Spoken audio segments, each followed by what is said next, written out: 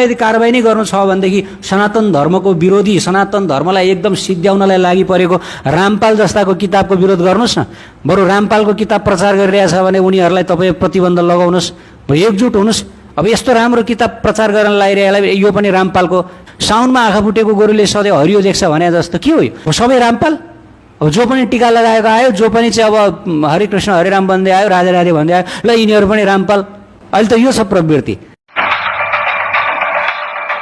शंकराचार्यों से इन्होंने जाके इंटरव्यू लिया, बड़ी मेहनत करी और फिर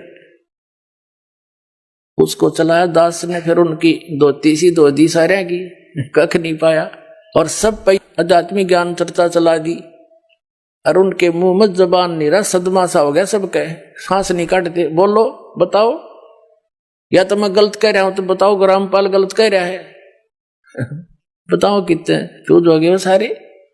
कहते हैं और ज्ञान सब ज्ञानड़ी, कबीर ज्ञान सो ज्ञाने, जैसे गोला तोब का अब करता चले मैदाने। अब ये सब मैदान छोड़कर भाग गए जितने संत हैं, बोलते क्यों ना, जवाब दो। तो इससे बुद्धिमान समाज समझ जाएगा कुछ दिन में कि कख नहीं इनके पास, और बुद्धिमता इन महापुरुषों की ये होगी। ये स्वयं कह दें भाई कोई बात ना।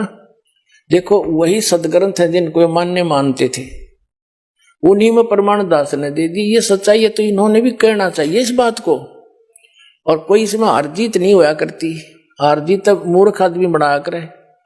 हम परमात्मा के बच्चे हैं, सारे कष्ट पा रहे यहाँ पर, और इनका बहुत बड़ा उपकार हो जाएगा जब अपने मुंह से जल्दी कह देंगे ना, तो सब समझ जाएंगे वे सचमुच सच्ची कहे हो। क्योंकि कुछ एक संतों ने तो ये कह दिया है कि रामपाल की पुस्तक नहीं पढ़ना, रामपाल का सत्संग नहीं देखना। तो क्या वो मित्र है उनके? वो तो दुश्मन है। सबका सुनो सत्संग और कंपेयर करो, सबके साथ तुलना करो, तो संत नहीं है। जैसे ईसा मसीह जी ने कहा था कि ये तुम्हारे जो गुरु हैं ये तुम्हें बहुत अच्छे लगते हैं, बड़े शरीफ दिखाई देते हैं, पर ये तुम्हारे दुश्मन हैं। ये भेड़ नहीं, ये भेड़िए हैं। तुम इनको भेड़ समझते हो, ये भेड़िए हैं, तुम्हारे जीवन का नाश कर रहे हैं। हरी नहीं बात था, उसको क्रश करवा दिया था। वो उपकारी आदमी था और उन दुष्टों ने अपना, क्यों उसमें शिक्षा थी को नहीं, राजाओं को बका दिया, प्रजा को बका दिया और उस महापुरुष को क्रश करवा दिया, उस महापुरुष को।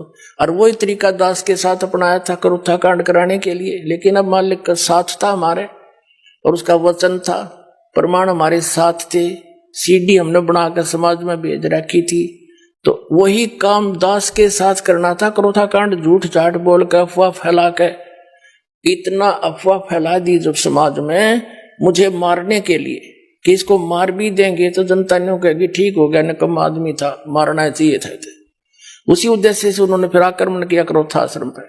इस मुख्यमंत्री हरियाणा के भूपेंद्र सिंह हुड्डा के कहने से, क्योंकि ये भी आर्य समाजी है। और महर्षि दयानंद की पोल खोल दी, मैंने वेदों से तुलना कर दी उनके सत्यार्थ प्रकाश की। तो वेदों से तुलना कर दी कि महर्षि दयानंद कह रहा है कि परमात्मा पाप नाश नहीं कर सकता। ये दुर्वेद अध्याय नंबर 8 के श्लोक नंबर 13 में स्पष्ट किया है कि परमात्मा घोर पाप भी नाश कर दे साधक के। फिर भगवान के साथ जो पाप है नाश नहीं कर सकता, वो साबुन के साथ जो मैल नाश नहीं कर सकता, फिर साबुन भी क्यों कहते हैं उसको? ऐसे उसके ढेर सारे प्रमाण वेदों से ही कैंसिल कर दिया। ये कति फ्यूज हो गया। इन आचार्यों ने पता चला